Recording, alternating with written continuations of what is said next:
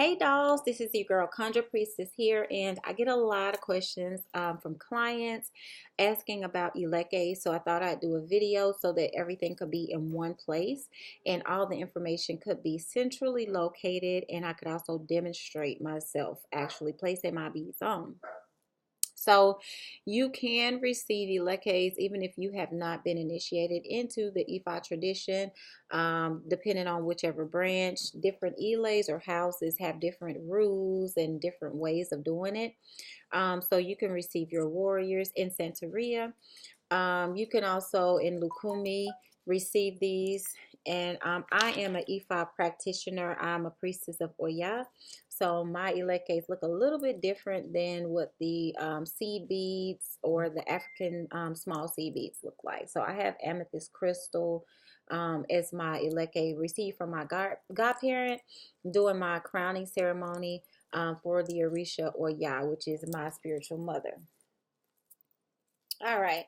So pretty much, as you guys can see, I have on a dress that has a choker built in. But even with this, I still wear my Elekes and my necklaces all tucked in into here. So I just pulled that out to share it with you all. But I'll just show you what they look like on in general. I do feel like, just like, the traditional information about these, which implies that, it's used for protection. If your bead breaks, it's usually catching something before it attacks you because these are sacred beads. They are washed in specific herbal mixtures and they are prayed over. Candles are lit, rituals are done, sacrifices are often made depending on, again, the Ele that you are in. There could be an animal sacrifice, and I'm just keeping it all the way 100 because in this tradition, it is more so similar to, I guess you could say, the Old Testament of the Bible where animals were sacrificed. And in some cultures still may be. All right, so first and foremost, I hold all of my beads in my hand like this to just kind of drape them down. You can store them in a white cloth or somewhere that they're going to be kept out of specific energies because they are blessed and cleansed and they're used for protection. You want to also be cognizant of them being on your persons when you're in certain situations like going to bars and clubs and when you're drinking alcohol, engaging in sexual activity, when you're for women traditionally menstruating, and also when you are sleep. So I take these off when I'm asleep. I do keep on my Oya, and that was just because that was the message that Oya downloaded into me, was to keep this on at all times.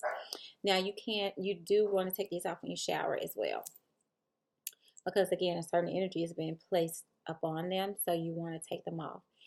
Now with this one, there's a whole long story about why I don't take this one off, but I do take it off after I get my hair shampooed. Sometimes I'll take it off then. Also, I will say that I had a charm on it that broke, and it broke during a specific situation. There was a client that I had that had pretty much he had a hit out on him, and he was in the streets doing a lot of stuff. I did the reading, and Spirit talked to me about him. He got a reading done from me with my cowrie shells. The Orisha spoke and let me know that they were very angry with him and that he had, death on his head. He had also taken other people's lives, so he had a lot of negative energy around him. And literally after I did his reading, my charm just fell clean off. It doesn't have a broken piece to it, so it didn't even make sense how that happened. But I said, okay, it was protecting me from harm, and that is what they do. They do catch energy before it absorbs and attacks your physical body, your persons, because it's like a shrine or an altar that you're wearing on your persons. And so it takes the hit. So it's like adding an extra layer of protection to your aura or your ethereal body that's invisible to the naked eye but does exist. It just catches that, that weight of that punch for you. Sometimes they do break because of manufacturing issues and they're just not structured appropriately. But if it feels like it's a spiritual attack, or you're in a certain situation or setting and it happens, then you need to exit stage left because they are protecting you. So the number one Orisha that I'm going to go to is always Eshu. Even before I dealt with any other Orishas, I always left. I had a shed in my backyard of my old house. So I moved in my house back in what, 2012, February was when I bought it. And literally, as soon as I bought it and I moved in, I knew that the shed in the back, which was a red shed, was for Eshu. And he wanted me to have that house. He gave me that house. It was a gorgeous house in the suburbs outside of Atlanta. And I asked Eshu for it. It didn't matter whether I qualified for it or not financially, or the bank was looking at my credit a certain way. Eshu told me I would get it, and I got it. And he had a shed in the backyard. And so, I left him offerings for years, even before I bought the house. Eshu was the Orisha that I made contact with at all times because I hadn't gotten an Orisha reading done, so I didn't know who my head or my crown Orisha was. And my spirit mother, I didn't know who anybody was. So Eshu is who I always honor. Every Monday, I light a candle for him. I have my Eshu downstairs, and I have one outside. And I move them around too because he does like to be moved. He gets bored in the same place. But a white candle, rum, peppers, palm oil is just, he's in heaven. Candy, candy, candy, candy, candy. Toys, depending on your Eshu. My Eshu, he's okay with toys, but he prefers, cigars and stuff like that. So back to the Elekes. So I take my Eshu Eleke and I hold the others in my hands like this, and I kiss it and I bow my head and I just visualize him coming around me and protecting me, and I thank him. All right.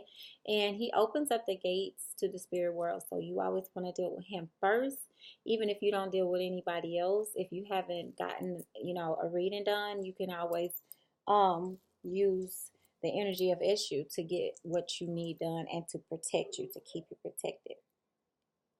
All right, next we're gonna go to Obatala, and same thing, kiss, bow my head, put on my Eleke, and say a prayer of thanks and gratitude. I picture Obatala's energy, which is all white like the bead, and he loves anything white and plain. He doesn't like spice, salt, pepper.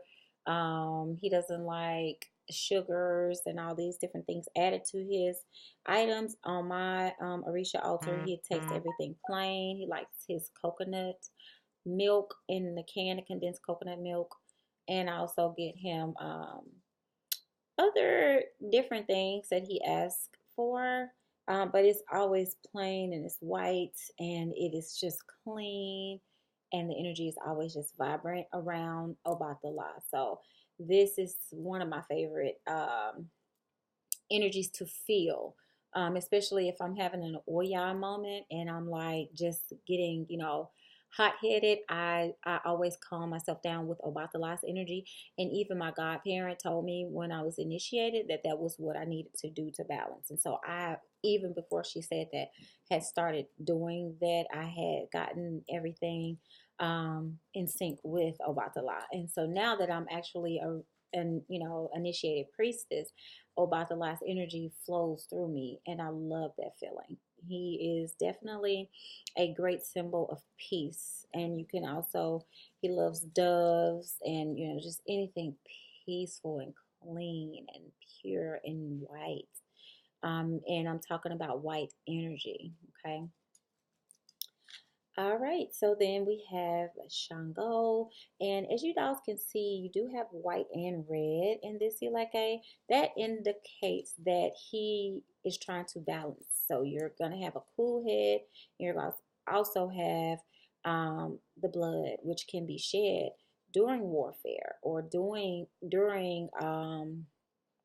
times where words may be exchanged or there's something that is fiery going on. So this is just the perfect example of balance. Shango is really strong. I've seen him manifest physically before. This was probably, oh my God, I was in my 20s and I'll be 40 in 6 weeks. So he was very tall and strong and dark, had a very thick African accent, and he let me know how he felt about a specific subject and topic, and he made his point, and then he left out of the living room. I fell asleep on the couch and woke up, and he was there, taking up the majority of the space in my living room at the time. So again, I'm going to honor him in the same way. All right, and I'm going to put my Elekes on, and um, some Elekes are longer than others. The traditional or the typical Elekes or Caleres in Spanish, which I'm not Spanish. I don't have any Spanish blood lineage. I don't have a Spanish background. I don't have any Spanish at all in my chart or um, my bloodline. I am Nigerian and West African, and I grew up in America. So I don't particularly um, go off beat of traditional Ifa. I do, of course, allow Ifa to grow because times change. Ifa is a scientific divinatory system, and so as science advances, as technology advances, so does Ifa. So the Odus may change, and those are the holy, um, I guess you can say prescribed um, matrices of energies, or the prescribed solutions to your problem. And as a Babaloao, they have traditionally, um, what am I trying to say? They have traditionally interpreted these Odus, but you'll be surprised that even in 2020, you can read an Odu that may mention something that you are like, well, were they doing this hundreds of years ago? Yes. So Odus can touch on all topics. And whenever I've done a reading for myself, and I do have the hand of Arumala, so I am able to divine on a higher level now. And Arumala is the Orisha over divination in the Ifa tradition, and he has his own bead, as you can see. And once you receive this, you wear it on your left hand to indicate to Iku, which is another Orisha, the Orisha of death, that you are a child of Orunmila. So an early death will not take you out of here. You will be passed over by Iku because of the pact that he made in the Patakis, or the traditional story between himself and Orunmila. So all children of Orunmila who have received their hand of Orunmila and their Ikeen can do an Ikofa reading, and we're also able to divine. I don't even have to divine through my Orishas at this point. I've always been clairvoyant my whole life, but since I've gotten initiated with, and not just initiated, well, receiving a Elekes, get initiated, and receiving the hand of Orunmila, and I'm on a path to be an Ianifa, or a Ifa priestess, high priestess, that is equivalent to a Babaloao. So she's a female Babaloao, or the female keeper of secrets. Since I'm on that path now and studying for that, I get downloads in such a way that I just can't even imagine my life without, because I see things on such a clear level. And again, this goes back to my blood lineage. So this is something that is being activated in me, that has existed in me my whole life. I wasn't aware of until a particular point in time in my 20s. Okay. All right. So that's years of study, practice, dealing with the Orishas and Voodoo. They are the Lawal, but I've dealt with them on different levels, and they talk to me the way that they want me to work to serve them, because we all have a certain path, and they have so many paths as well. And the beautiful Great Mother Yemaya, which I do the same thing, and her energy is very radiant. And years ago, I had a Babaloao to tell me that I was a child of Yemaya. But when I got initiated and I got my crown Orisha, it was actually Oya. And things change, and over time, your energies change. So it depends on when you're getting a reading. It depends on who's doing the reading. It depends on what energy matches you. Like different points of your life, when you're going through different things, you may need certain Orishas to work with you to assist you with certain energies. That doesn't necessarily mean that your crown Orisha is switching, but I just had a Babaloao to tell me years ago that her energy was around me, that I had that mother Yemaya energy. And that brings me to Oshun, and this is who I thought, of course. I'm a girly girl. I love gold. I love brass. I love mirrors. I love peacocks and sunflowers. I grew up with my grandmother growing sunflowers in the backyard. And, I was always surrounded by these gardens of sunflowers, and I ate sunflower seeds. And I've always been infatuated with all kind of things that smell good, that are cute and fancy, vintage. And so, of course, I thought, when I first learned who the Lawal and the Orishas were, that I was a child of Oshun. I mean, hello, I'm a girly girl, and Oshun is fertility, love, sex, and, girly girls, or very, feminine energy. And I was like, what? I'm not a child of Oshun. But then, of course, being a child of Oya is like a dream come true because she's so fierce. And she also has certain qualities that I feel you need if you are, especially a person like myself who has clients, who does work for other people, who grew up in a house where my grandmother was an Eastern Star. My grandfather was a master mason, so I've been exposed to esoteric knowledge my whole life. I grew up in the South, and I grew up in the Mississippi Delta area in Memphis, where there was like a lot of voodoo energy. My grandmother could see things, and she was very spiritually involved. So it makes sense that I would be a child of Oya because I've worked with the dead and I've seen the dead my whole life. So she also, my mother Oya, is the keeper of the cemetery. So I love the fact that I'm a child of hers and she doesn't play about me, not at all. So I realized once, you know, I read about her energy and I was taught traditionally about her energy.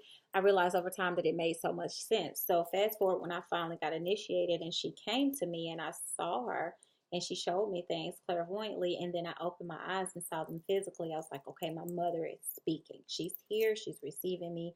She is the great mother. She's my mother. So I love all the other feminine energies in the Orisha tradition as well. Um, because I feel like it's just, a triple threat to have these beautiful female Orishas that I deal with. And I also feel like the warriors being present and protecting me lift my vibration up. I love to start my day talking to them, spending time with them. I have an Oya tree in the backyard that I'm able to touch base with. And I work with their energies very well. They're very protective. They manifest physically. A lot of times, Eshu or Elekwa manifests as a black cat, but I do own a black dog. And I've had a vision and meditation of my dog and a dream of him coming, jumping on my bed with full body armor on. So I know he's one of my protective deities. But I know a lot went into me demonstrating how to wear your Elekes, but I will say for a lot of people, they like to tuck theirs in. I like to leave mine out. I feel like I'm very humbled and honored to learn about this tradition. Some people don't know or haven't, fallen in love with it the way that I have. They don't have the ancestry and the tie to it the way that I do. And even if you don't, that's still fine. Not to say I'm better, but to activate certain parts of my DNA and to remember myself in a certain way is a very humble experience. I'm very, very honored and blessed. So these are sacred beads. So do remind yourself to, abstain from certain practices while wearing them. All right. If you have any questions about it, leave it in the comment box below and I'll answer. I also have an email, info@conjurepriestess.com, and I'll be glad to assist. Thanks for watching. Peace and namaste.